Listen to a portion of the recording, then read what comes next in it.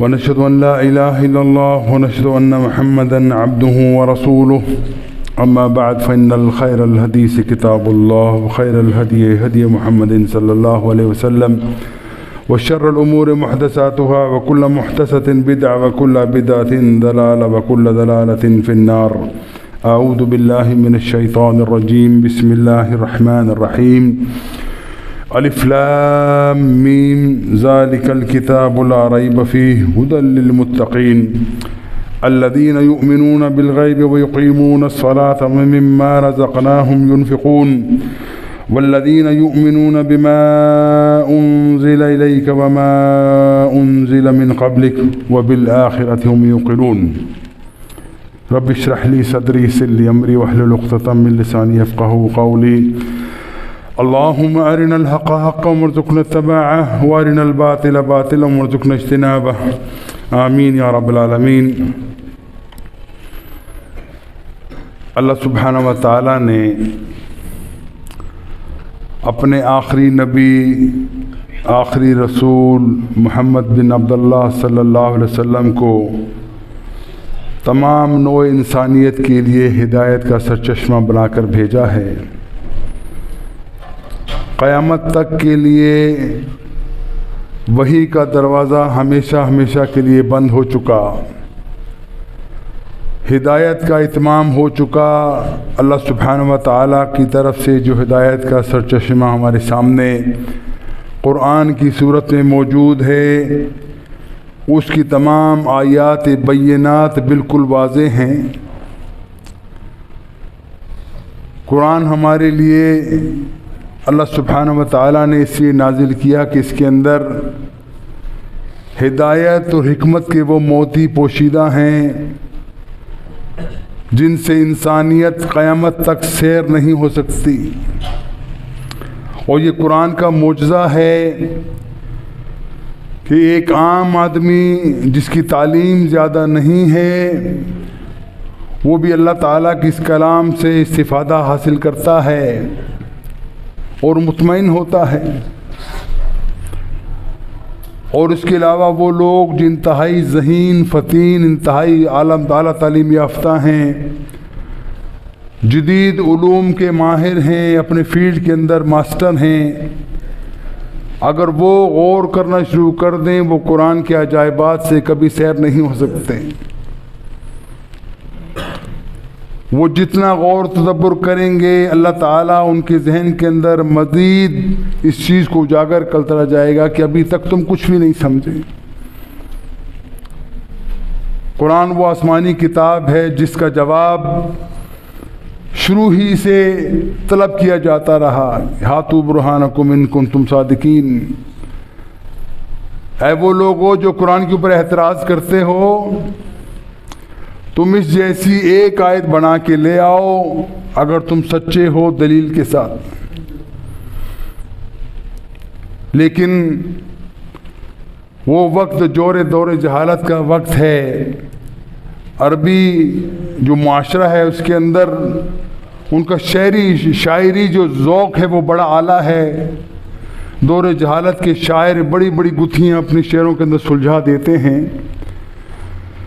لیکن جب ان کے سامنے اللہ کے رسول صلی اللہ علیہ وسلم قرآن کو پڑھتے ہیں تو ان کی زبانیں گنگ ہو جاتی ہیں. وہ لاجواب ہو جاتے ہیں کہ یہ ایسا کلام ہے جو اس سے پہلے نہ ہم نے سنا نہ ہم نے اس کا کوئی تجربہ کیا. یہ ایسا کلام ہے کہ ایک ایک لفظ کے اندر حکمت اور دانائی کے موتی پوشیدہ ہیں. یہ وہی قرآن ہے جس کو سننے کے بعد قریش مکہ کے وہ لوگ جن کی سلیم فطرت تھی، وہ لوگ اپنے آپ کو بے بس پاتے ہیں کہ یہ اللہ کا کلام ہے، یقیناً یہ اللہ کے بندے کا کلام نہیں ہو سکتا. حالانکہ دعویٰ کیا کیا جاتا تھا کہ یہ محمد علیہ الصلوۃ والسلام کسی بڑے مربی کے پاس جاتے ہیں، کسی بڑے عالم کے پاس جاتے ہیں، وہاں سے کچھ چیزیں سن کے آتے ہیں، پھر اپنا روب جمانے کے لیے آ کے ہمیں بتاتے ہیں. کیونکہ یہ ناممکن تھا کہ رسول اللہ صلی اللہ علیہ وسلم جو بظاہر امی تھے، پڑھے لکھے نہ تھے، وہ ایسی باتیں اپنی طرف سے نہیں کہہ سکتے، یقیناً کوئی دانا بندہ ان کو یہ باتیں سمجھاتا ہے، لیکن وہ آج تک کوشش کرنے کے باوجود وہ دانا بندے کو تلاش نہ کر سکے۔ یقیناً وہ دانائی اس ذات کے لیے مختص ہے جس کا نام اللہ سبحانہ و تعالی ہے، جو ہمارا پالنے والا ہے، ہمارا پیدا کرنے والا ہے۔ یہ اسی کا کلام ہے جس کو سمجھنے کے بعد انسانیت صحیح راستے پہ آ جاتی ہے۔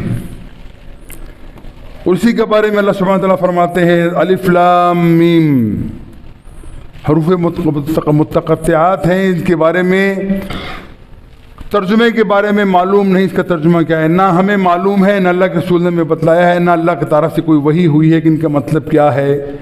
یہ پوشیدہ سمجھ لیجئے کوڈز ہیں جن کا معلوم ہونا ہمارے لیے ممکن نہیں ہے، یہ اللہ ہی کو معلوم ہے۔ ذالک الکتاب، یہ ہے وہ کتاب، لا ریب فیہ، اس کتاب کے اندر کوئی شک نہیں، ہدی للمتقین، اس کے بھی دو ترجمے علماء نے کیے ہیں۔ ذالک الکتاب لا ریب، پہلی بات تو یہ ہے کہ یہ وہ کتاب ہے جس کے اندر کوئی شک نہیں ہے۔ دوسرا ترجمہ کیا ہے؟ ذالک الکتاب لا ریب فیہ، کہ یہ وہ کتاب ہے جس کے اندر کوئی شک نہیں ہے، اس کے اندر فیہ ہدی للمتقین، اس کے اندر متقین کے لیے، تقوی والوں کے لیے، اللہ سے ڈرنے والوں کے لیے ہدایت ہے، رہنمائی ہے، ایک وے آف ورکنگ کا ہمیں پورا نقشہ دیا گیا ہے اس کتاب کے اندر۔ الذین یؤمنون بالغیب، لیکن شرط کس کے لیے ہے؟ یہ ہدایت کس کو دیتا ہے؟ یؤمنون بالغیب، جو اللہ کے اوپر ایمان لاتے ہیں غیب کے اندر ہوتے ہوئے۔ اب غیب کیا ہے؟ ہر وہ چیز جو ہمارے سامنے نہیں ہے وہ غیب ہے، لیکن اللہ سبحانہ و تعالی ان کے لیے کوئی چیز غیب نہیں ہے۔ اللہ سبحانہ تعالیٰ کے لیے ہر چیز ظاہر ہے، یہ غیب ہمارے سمجھانے کے لیے کہے گا یؤمنون بالغیب، جو غیب کو علم لاتے ہیں، جن کا ان کو معلوم نہیں ہے، جن کا ان کو احساس و شعور و ادراک نہیں ہے، ان کے لیے۔ دوسرا بتا یقیمون الصلاۃ، اور وہ لوگ پہلی بات غیب کو علم لاتے، ایمان لاتے ہیں، اور دوسری بات وہ نماز قائم کرتے ہیں۔ وَمِمَّا رَزَقْنَاهُمْ يُنْفِقُونَ، اور وہ لوگ تیسری جو چیز وہ بتائی، پہلی بات غیب پہ علم لانے ایمان لانے والے، دوسری نماز پڑھنے والے، تیسری اللہ سبحانہ و تعالیٰ نے جو کچھ ان کو عطا کیا ہے اس میں سے خرچ کرنے والے۔ والذین یؤمنون بما انزل الیک وما انزل الیک من قبلک، اور وہ لوگ جو اس سے پہلے ایمان لائے جو کچھ ان کے اوپر نازل کیا گیا تھا، اور جو کچھ ان کے اوپر نازل کیا گیا اور جو اس سے پہلے لوگوں پر نازل کیا گیا۔ وبالآخرۃ ہم یوقنون، پانچویں بات یہ بتائی کہ وہ لوگ جو غیب کے اوپر ایمان لانے کے ساتھ ساتھ، اللہ کے راستے میں خرچ کرنے کے ساتھ ساتھ، نماز پڑھنے کے ساتھ ساتھ آخرت کے دن کے اوپر ایمان رکھتے ہیں، وہ اپنے آپ کو اونٹ بے مہار کی طرح کھلا نہیں چھوڑتے، بلکہ ان کے نزدیک یہ چیز ان کی زندگی میں شامل ہے کہ ہم جو کچھ کرتے ہیں ایک دن ہمیں اس کا جواب دینا ہے۔ اب یہ قرآن کی جو پہلی چند آیات ہیں، 4 آیات، اس کے اندر بتلا دیا گیا کہ اس قرآن کو تم نے لے کے چلنا ہے، اس قرآن سے ہدایت حاصل کرنا ہے، اس قرآن کے احکامات کے اوپر چل کے اپنی زندگی کو سنوارنا ہے، اللہ کو راضی کرنا ہے۔ اس کے بعد اللہ سبحانہ و تعالیٰ اپنی قرآن کے بارے میں مزید فرماتے ہیں، لوگو اگر تم چاہتے ہو تمہارے اندر باہم محبت پیدا ہو، باہم الفت کے زندگی تم گزارو، آپس میں تمہاری محبت بڑھ کے آئے، تو کیا کرو؟ وَاعْتَصِمُوا بِحَبْلِ اللَّهِ جَمِيعًا وَلَا تَفَرَّقُوا، اے لوگو اللہ کی رسی اس قرآن کو مضبوطی سے پکڑ لو، وَلَا تَفَرَّقُوا، اور آپس میں فرقہ فرقہ مت ہو جانا، ایک نصب العین ہو، ایک طریقہ ہو، ایک زندگی کا چلن ہو، ایک ہدف ہو، ایک دعوت ہو، زندگی کا نصب العین صرف ایک ہو، پوری دنیا کے اندر مسلمان پہچانا جائے کہ یہ ایک راستے پہ چلنے والے لوگ ہیں، ایک منہج پہ چلنے والے لوگ ہیں، ان کے اندر کوئی فرق نہیں۔ یہ بنیادی چیز تھی جو مسلمانوں کے ذمہ اللہ سبحانہ تعالیٰ نے بائی حکم ہمیں بتایا کہ دیکھو ایک ہو جاؤ، علیحدہ علیحدہ مت ہونا۔ اور اسے ایک جگہ پہ رکھنے کے لیے جو بتائی چیز وہ کیا ہے؟ وَاعْتَصِمُوا بِحَبْلِ اللَّهِ جَمِيعًا وَلَا تَفَرَّقُوا، اللہ کے بندو اللہ کی رسی اور قرآن کو مضبوطی سے پکڑ لو۔ اگر تم تمام اپنی زندگی کے مسائل قرآن سے حاصل کرنا چاہو گے تو کبھی فرقے میں نہیں بٹو گے، تم ایک گروپ بن جاؤ گے، ایک جماعت بن جاؤ گے، ایک اہمیت کے طور پہ تم ایک چیز بن جاؤ گے جس میں کوئی فرق نہیں ہوگا۔ لیکن ہم دیکھتے ہیں کہ آج امت مسلمہ فرقوں میں بٹ گئی ہے، آج امت مسلمہ مختلف گروہوں کے اندر بٹ گئی ہے۔ وجہ کیا ہے؟ بے تحاشا وجوہات ہیں، لیکن سب سے اہم وجہ کیا ہے کہ تم نے قرآن کو چھوڑ دیا۔ اور قرآن کیا کہتا ہے؟ وَجَاهِدْهُمْ بِهِ جِهَادًا كَبِيرًا، یہ قرآن ہے جس کو لے کر تم جہاد کرو گے، کوشش کرو گے، یہ قرآن تمہیں ایک راستے پہ لے کے آئے گا، ایک راستے پہ لے کے آئے گا، تمہیں مختلف رقم طرف بھٹکنے نہیں دے گا۔ ابھی قرآن کو پڑھا ہوتا، قرآن کے ساتھ دل لگایا ہوتا، قرآن کے مفہوم کو سمجھا ہوتا، قرآن کو اپنا نصب العین بنا کے اپنا رہنما بنایا ہوتا تو یہ چیزیں ہمارے لیے آسان تھی کہ ہم سمجھ جاتے کہ کیا کرنا ہے۔ لیکن ہم نے تو قرآن کو چھوڑ دیا۔ قرآن کو ہم نے، جس کو اللہ سبحانہ وتعالیٰ کہتے ہیں کہ ہدایت کی کتاب ہے، ھدی للمتقین ہے، تقوی والے لوگوں کی ہدایت کا ایک راستہ ہے، ہم نے اس کتاب کو جنتر منتر کی کتاب بنا کے چھوڑ دیا۔ ہم نے اس کتاب کو مردوں کو بخشنے والی کتاب بنا کے چھوڑ دیا۔ ہم نے اس کتاب کو صرف قسمیں کھانے کے لیے چھوڑ دیا، حلف اٹھانے کے لیے قرآن کو ہم نے رکھ لیا، اس کے علاوہ قرآن کا بالعموم کوئی مصرف ہمیں نظر نہیں آتا۔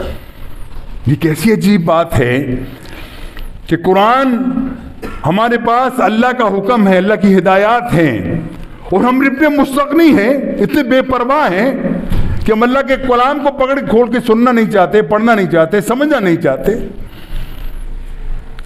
جن لوگوں کے مقدمے چلتے ہیں کبھی ان کو سے پوچھو، جب ان کا کچھ خاص مقدمہ چلتا ہے عدالت کے اندر، جب وکیل فیصلہ لے کر آتا ہے تو یہ بندہ کتنے پیسے لگاتا ہے؟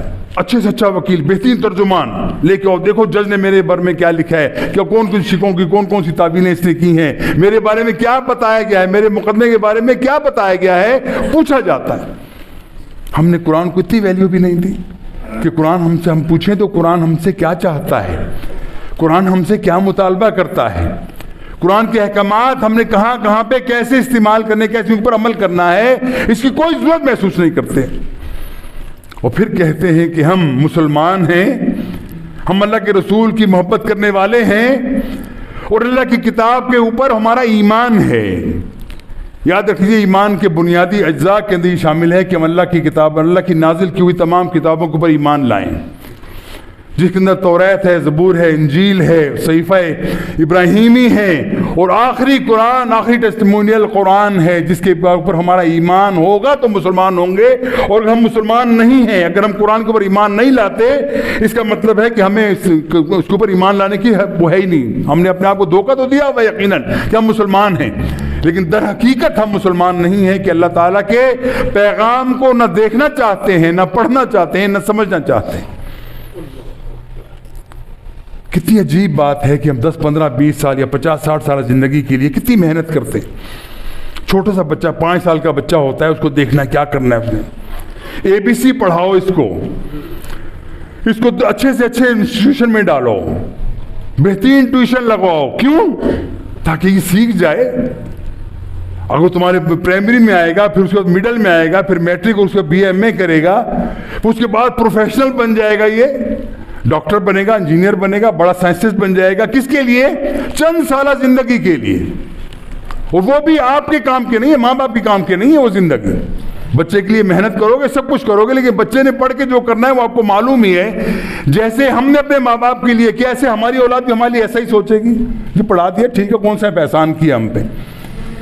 لیکن وہ آخرت کی فکر جو ہونا چاہیے تھی اس کے بارے میں قطعی طور پہ ہم بے غم ہیں. ہمیں کوئی فکر نہیں ہے کہ ہم نے آخرت کے بارے میں اس کی کیا کرنا ہے. اور یہی وہی چیز ہے کہ اگر ہم مسلمان, ہمیشہ میں کہا کرتا ہوں مسلمانوں, اگر تم ایک چیز کو اپنے لیے پکا کر لو, قرآن کا مجرد ترجمہ اگر آپ سمجھ سکو تو آپ کو پتہ ہے گاڑیوں میں پھرتے ہیں, کبھی آپ گاڑی میں لگا کے دیکھیے وہ جو ترجمے کا ایک پروگرام آتا ہے پاکستان کے ریڈیوز پاس آتا ہے, FM ریڈیو پہ بھی آتا ہے, کبھی نکلا کو آدھا گھنٹہ آپ کو ملے, آپ سنیے ذرا غور کیجئے. یعنی میں سمجھتا نہیں کہ کوئی ایسا شخص ہو جس کے اندر ایمان کی رتی موجود ہو, وہ ترجمہ سن کے اس کے دل کے اندر اس کو ایک جھٹکا نہ لگے کہ ہم کیا کر رہے ہیں, کس طرف جا رہے ہیں, قرآن ہم سے کیا کہنا چاہتا ہے. ہر آیت کے اندر, ہر صفحے کے اندر اللہ تعالیٰ آپ کو جھنجھوڑتا ہے کہ مسلمان جاگ جا, تو سویا ہوا ہے, تو خواب غفلت کے اندر ہے, تیری زندگی دن بدن ضائع ہوتی جا رہی ہے. قرآن تیرے سامنے موجود ہے, اللہ کا کلام تیرے سامنے موجود ہے, اگر تو اس کے اوپر پڑھ کے عمل نہیں کرتا خسارے کی انتہا درجے کو تو پہنچا ہوا ہے. ہم قرآن پڑھتے ہیں, آپ کو معلوم ہے رمضان آتا ہے, تراویحیں پڑھی جاتی ہیں, روز نماز کے اندر قرآن پڑھا جاتا ہے. کیا ہم سب پڑھے لکھے لوگوں کے اندر کتنے لوگوں کو یہ معلوم ہے کہ جو اس وقت امام صاحب جو پڑھ رہے ہیں اس کا قرآن, اس کے اندر اس کا مفہوم کیا ہے, مطلب کیا ہے اس کا؟ یقین کیجئے, میں دعویٰ تو نہیں کرتا لیکن لگتا ہے کہ 99% لوگوں کو پتہ ہی نہیں ہوتا کیا پڑھا جا رہا ہے. تو اثر کیا ہوگا پھر اس کا؟ وہ کیا حال ہے صحابہ کا جب قرآن کے سامنے پڑھا جاتا تھا, ہچکیاں بن جاتی تھی. حضرت عمر رضی اللہ تعالیٰ عنہ کے بارے میں آتا ہے, وہ جب قرآن پڑھتے ان کے سینے سے ایسی آواز نکلتی جیسے چکی چل رہی ہے. خشیت ہے, اللہ کا خوف ہے, اللہ کی کبریائی ہے, اللہ کی عظمت ہے. قرآن کو سن کے بعد ان کا ایمان بڑھتا ہے, ان کے آنسو نہیں رکتے, ان کے اندر ایمان بڑھ جاتا ہے قرآن سننے کے ساتھ. خالی ہم بھی کبھی جو لوگ عرب کے اندر گئے, ان کو اگر توفیق کسی اللہ تعالیٰ تو یہ کبھی گئے ہوں, دیکھا ہو, متراویاں پڑھی ہوں, کس طریقے سے لوگ روتے ہیں, حالانکہ ان کا حال بھی ہم سے مختلف نہیں ہے. جو قرآن کا جو اصل مطالبہ ہے کہ قرآن کو دنیا کے اندر قائم کرنے کے لیے جدوجہد کرو, وہ نہیں کر رہے. لیکن پھر بھی جو سمجھ آتا ہے, جب اعلیٰ آیات بینات سامنے آتی ہیں, جب جہنم کا ذکر ہوتا ہے, جو دنیا کی اچھائیوں اور جنت کے نظاروں کا ذکر ہوتا ہے, دل کے اندر ایک طمانینت پیدا ہوتی ہے اور دل کے اندر ایک خوف پیدا ہوتا ہے. ایک طرف سے اللہ تعالیٰ کی نعمتوں کا ذکر سنتے ہیں, دل خوش ہوتا ہے, تمنا ہوتی ہے یا اللہ یہ تمام چیزیں مجھے عطا کر. اور جس وقت جہنم کا ذکر ہے, یہ ان لوگوں کا ذکر ہے جن کو اللہ تعالیٰ نے دنیا کے نشان عبرت بنا دیا, ان کے اوپر عذاب کے کوڑے نازل کیے گئے, دل کے اندر خوف پیدا ہوتا ہے کہ یا اللہ ہمیں ان میں سے مت بنائیو, یا اللہ ہم بڑے کمزور ہیں. لیکن اللہ تعالیٰ یہ انجام دنیا اور آخرت میں ہمارا نہ ہو جو کفار کا ہوا ہے. بھائیو یہ کس کے لیے آیا ہے, یہ قرآن کس لیے آیا ہے؟ یہ صرف ثواب حاصل کرنے کی نیت سے ہے. یقیناً قرآن پڑھنے کا ثواب ہے.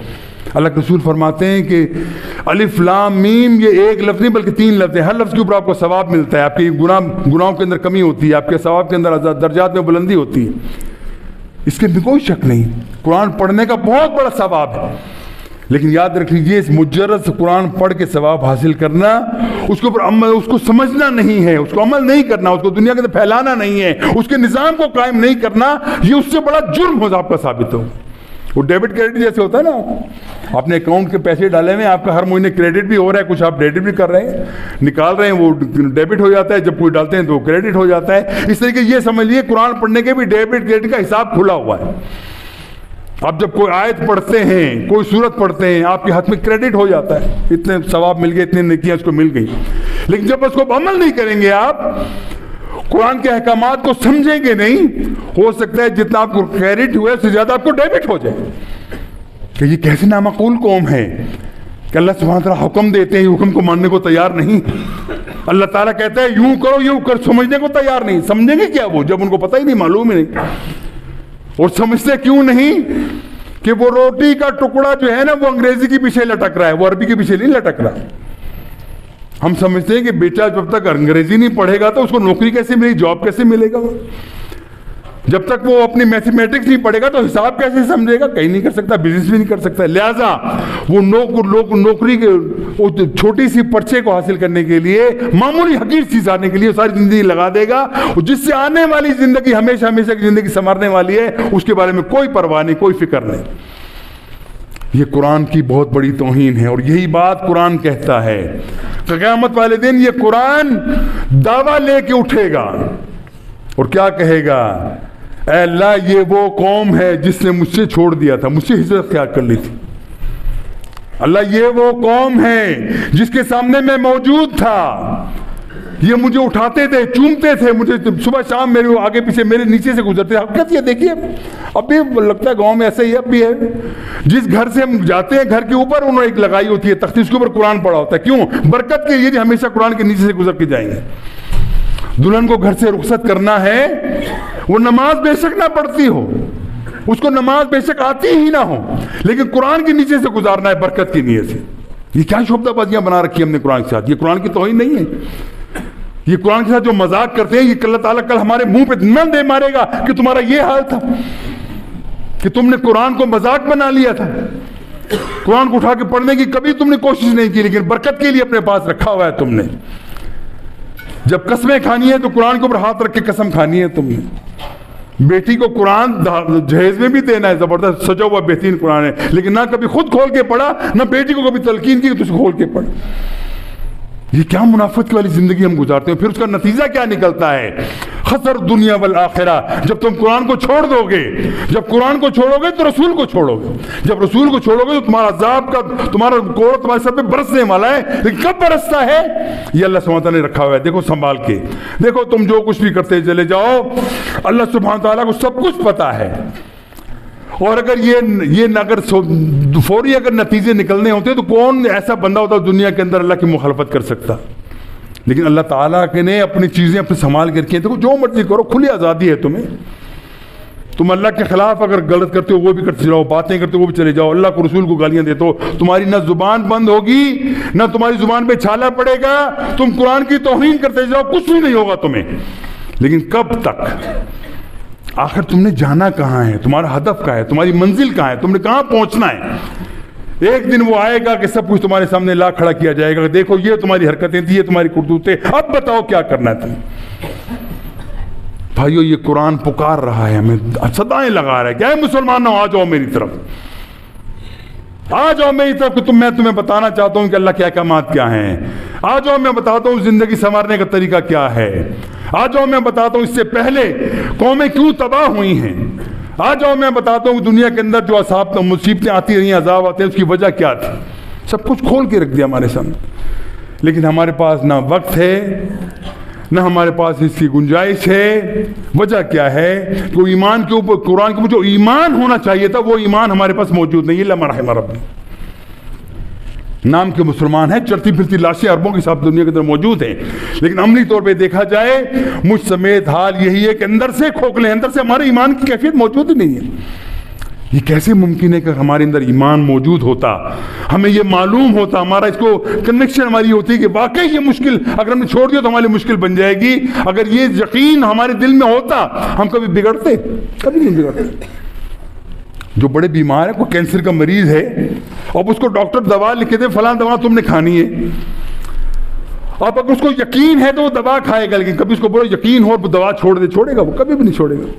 نہیں، اگر میں نہیں کھاؤں گا تو مر جاؤں گا، میرا مرض بڑھ جائے گا، میں ہلاکت میں چلا جاؤں گا. کبھی بھی نہیں چھوڑے گا دوا، کیونکہ یقین ہے، وہ موجود ہے اس کو کہ اگر میں نہیں کھاؤں گا تو نقصان ہو جائے گا. لیکن یہ قرآن ہمیں کیا پتا ہے اچھا ہے کہ نہیں ہے. ہمیں دل میں ایمان پکا ہے ہی نہیں کہ یہ ہو سکتا ہے ایسی گپ شپ ہو. نعوذ باللہ من ذالک. عملی طور پہ ہمارا حال یہی. یہ علیحدہ بات ہے کہ بندہ کسی بزرگ بنی 100% میں 100% کہتا ہوں اللہ کے کلام ہے، اسی کے اندر سب معاملے ہیں. لیکن جب عمل کی بات آئے بولے معلوم نہیں ہے ابھی کہ نہیں ہے. حقیقی طور پہ ہم مسلمانوں کا بالعموم 99% ہمارا حال یہی ہے کہ ہمارا ایمان موجود نہیں. اور یہ وہ قرآن ہے جو وہ لوگ پڑھتے ہیں جن کا اسلام سے کوئی تعلق. ہمیں تو وراثت میں مل گیا نا اسلام. ہم نے تو کوئی نہ محنت کری ہے، ہم نے نہ میں کوئی تقدی کی ہے، نہ تو کوئی توجہ کر کے ہم نے اس کو حاصل کیا ہے. ہمیں تو انعام میں اللہ تعالیٰ نے گفٹ میں دے دیا، جاؤ پیدا ہوئے مسلمان ہو. بس پیدا ہوتے ساتھ تمہاری اذان تمہاری کانوں میں دے دی گئی، نام عبداللہ رکھ دیا گیا، بس یہ تمہارے لیے کافی. ہم اسی پہ خوش ہیں. لیکن جن لوگوں نے تحقیق کی ہے، محنت کی ہے، سمجھا ہے، مختلف مذہب کا مطالعہ کیا ہے، جب ان کے سامنے قرآن آتا ہے تو پھر ان کی جو اہمیتیں ان کے سامنے اجاگر ہوتی ہیں وہ ہمارے سامنے نہیں ہوتی. وہ جب پڑھتے ہیں قرآن پھر ان کو احساس ہوتا ہے کہ واقعی یہ وہ عظیم کتاب ہے. جو دنیا کے اندر کائنات کے اندر کوئی انسان ایسی کتاب نہیں بنا سکتا جو حقائق بیان کیے جس اسلوب سے بیان کیے ہیں، کوئی دنیا کا کوئی شخص ایسی چیز نہیں بنا سکتا. یہ اللہ کا کلام ہے اور اللہ ہمارا خالق ہے، مالک ہے، وہ ہماری فطرت سے واقف ہے، ہماری فطرت کے مطابق اس ہمارے سامنے چیزیں رکھی. اور قرآن کے عجائبات کی کیا کہتے ہیں؟ تدبر کرنا قرآن کے اندر. قرآن کا ایک اپنا اصطلاح ہے تدبر کرنا. قرآن کے تدبر کرنا، تدبر کیا ہے کہ غور کرو، غوطہ زن ہو جاؤ اس قرآن کی حکمتوں کو تلاش کرنے کے لیے محنت کرو، تمہیں پتہ چلے گا کبھی تمہاری پیاس نہیں بجھے گی. عظمتیں نکلتی چلی جائیں گی، اس کی نئی نئی چیزیں آپ کے سامنے آتی چلی جائیں گی. کوئی اس سے اپنے آپ کو کبھی سیر نہیں ہو سکے گا کہ میں بس سمجھ لیا میں نے سب کچھ. ابوالکلام آزاد بڑے مشہور ایک عالم تھے. اب انہوں نے بسم اللہ الرحمن الرحیم کا ترجمہ لکھا، تفسیر لکھی. انہوں نے 200-300 صفحے کی کتاب لکھ دی. کہنے لگے میں نے کچھ بھی نہیں لکھا، میں ایک بسم اللہ کی تفسیر اگر لکھنا چاہوں سینکڑوں ہزاروں صفحے میں بھر دوں، لیکن اس کی حق ادا نہیں کر سکتا. بھائیو یہ چیز ہمارے سامنے موجود ہے، ہم کیوں سمجھتے نہیں ہیں؟ ہم کیوں سمجھنا نہیں چاہتے ہیں؟ اپنے ایمان کو تازہ کرو، اللہ تعالیٰ کے ساتھ اپنے تعلق کو درست کرو. قرآن تمہارے پاس موجود ہے، اس کا ترجمہ اٹھا کے دیکھ لو، باقی سب کچھ چھوڑ دو. یقین کیجئے اللہ تعالیٰ آپ کے دل کے اندر وہ ایمان کی سما روشن کر دے گا جو نہ بجھ پائے گی اگر قرآن کے ساتھ تعلق آپ نے جوڑ لیا. اور اگر نہ جوڑا تو حال وہی ہوگا جو آج کل ہمارا ہے. دنیا کی ہر مصیبت ہمارے اوپر ہے، دنیا کی ہر پریشانی ہمارے اوپر غالب آئی ہوئی ہے. دنیا کی ہر مصیبت سے ہم ڈرتے ہیں، ہر شجر سے ہم ڈرتے ہیں، ہر چیز ہمیں ڈراتی ہے. کہ نہیں ڈر تو اللہ کا ڈر نہیں ہے، نہیں ڈر نہیں تو آخرت کا ڈر نہیں ہے، ڈر نہیں ہے تو آنے والی زندگی کا ڈر نہیں ہے، قبر کی زندگی کا ہمیں ڈر نہیں ہے، باقی اور تمام دنیا کے خوف ہمارے اوپر مسلط. بھائیو التجا یہی ہے کہ اللہ تعالیٰ مجھے بھی توفیق دے، آپ کو بھی توفیق دے کہ ہم قرآن کو سمجھیں، اللہ تعالیٰ کے پیغام کو سمجھنے کے لیے تھوڑا سا وقت نکال لیں. اور میں کہتا ہوں بہت لمبا چوڑا قصہ آپ کو نہیں کہتا کہ آپ 2-4 گھنٹے لگے، صرف 10-15 منٹ لگائیں روزانہ، بس اپنا طرز عمل بنا لیں. اگر صرف 10-15 منٹ لگا کے قرآن کا ترجمہ پڑھنا شروع کر دیں. اور ترجمہ میں ہمیشہ کہا کرتا ہوں جس کا مرضی پڑھ لیں، ترجمے کے اندر کوئی ڈنڈی نہیں مارتا. وہ بریکٹ کے اندر لکھا اس کو چھوڑ دیجئے، باقی آپ جو مرضی پڑھے، اللہ آپ کے ایمان کو بڑھاتا جائے گا. وہ تمام گتھیاں سلجھی جائیں گی جتنے شرک و حام ہے، اس سے آپ کو اللہ قرآن سے مجرد ترجمے سے آپ کو اللہ تعالیٰ سے بچا لے گا. کر کے تو دیکھو، یہ ان لوگوں کو دیکھو جن لوگوں نے اس کے اوپر عمل کیا ہے، جن لوگوں نے اس پر تحقیق کیا، تھوڑا سا وقت اس کے اوپر لگایا ہے. غیر مسلم ہوتے ہوئے جب ان کا ایمان بڑھتا ہے، جب وہ ایمان لاتے ہیں، ان کا ایمان ہمارے مقابلے میں، ہم تو کچھ بھی نہیں ہے اس کے مقابلے میں. جو ان کا ایمان کی روشنی ہوتی ہے، جس سے کسی کنوکشن ان کے اندر آتی ہے کہ ہم واقعی ہم کتنے بھولے ہیں. اور کیا کہتے ہیں وہ، سانپ بن کے بیٹھے ہو مسلمانوں تم قرآن کے اوپر. یہ اللہ تعالیٰ کا عظیم خزانہ ہے، نہ خود اس سے فائدہ حاصل کرتے ہو، نہ کسی اور کو بتاتے ہو کہ اس کے اندر کیا لکھا ہوا ہے. تم بتاتے نہیں، بتاؤ گے کیا، تمہیں معلوم ہی نہیں. وہ جب پڑھتے ہیں تو حیران ہوتے ہیں کہ مسلمان کیسی نادان قوم ہے، دعویٰ کتنا بڑا ہے. اللہ تعالیٰ کے آخری نبی کے ساتھ محبت کا دعویٰ ہے. اللہ تعالیٰ کی آخری عظیم ترین کتاب جس کے بارے میں یہ 100% تو سائنس ثابت کر چکی ہے کہ قرآن کے اندر کوئی ایک لفظ، ایک حرف، ایک زیر زبر کو تبدیل نہیں کر سکتا. سائنٹیفک طور پہ، عقلی طور پہ ہم مان لیں اِنَّا نَحْنُ نَزَّلْنَا الذِّكْرَ وَإِنَّا لَهُ لَحَافِظُونَ. اللہ تعالیٰ کا یہ چیلنج ہے کہ ہم نے قرآن نازل کیا ہے، اس کی حفاظت ہمارے ذمہ ہے. اب جس کی حفاظت اللہ تعالیٰ لے لے، اس کی پیش بندی کیا ہوگی؟ ایک زمانے میں چلا کہ قرآن کو ختم کر دو، کسی کے سے جتنے حافظ ان کو اڑا دو. بے تحاشا لوگ مار دیے گئے. کیسے مارو گے تم؟ جتنے لوگوں کو مارو گے اللہ تعالیٰ مزید قرآن کی ترویج کرتے چل جائے گا. اور دوسری سائنٹیفک طور پہ یہ ہے کہ کیلکولیشن کی جائے، قرآن ایسا سائنٹیفک طریقے سے بنایا گیا ہے کہ کوئی اس کے اندر تبدیلی نہیں کر سکتا. کوئی زیر زبر تبدیل کر دو گے، وہ تمام جو میتھمیٹک سسٹم ہے اس کا وہ گڑبڑ ہو جائے گا. لہذا کوئی اس کو تبدیل نہیں کر سکتا، ممکن نہیں ہے. کوششیں لوگ کر کے دیکھ چکے، یہود و نصارہ بڑی کوششیں کر چکے، منافقین بھی کوشش کر کے کسی نیا قصہ کر لیں، لیکن نہیں کر سکتے. کیوں نہیں کر سکتے؟ یہ اللہ کی کتاب ہے. اللہ تعالیٰ نے اس کے اپنے ذمہ لیا ہوا کہ میں نے کی حفاظت کرنا ہے. مگر یہ باتیں ہمارے عقل میں نہیں آتی، ہمارے ذہن میں نہیں آتی، کیونکہ ہمارا وہ روٹی کا لقمہ اس کے پیچھے نہیں لٹکا ہوا عربی کے پیچھے. کاش ہم اتنی محنت کر لیتے کہ عربی کو سمجھ سکتے، کہ کم سے کم جو قرآن ہم سنتے ہیں وہ ہمارے دل کے اندر نقش ہوتا چلا جاتا. اس کا ایک مفہوم ہمارے ذہن میں آتا چلا جاتا ہے کہ کوئی مشکل کام نہیں. یہاں پہ وہ لغۃ العربیہ والے نے بنایا, انہوں نے سارا معاملہ کیا. وہ لوگ 3-4-5 مہینے کا کورس کرواتے ہیں اور الحمدللہ بے تحاشا طریقے سے بندہ سمجھتا ہے کہ 70% تو بندہ سمجھ لیتا ہے قرآن کیا کہہ رہا ہے, اور کوئی مشکل نہیں ہے.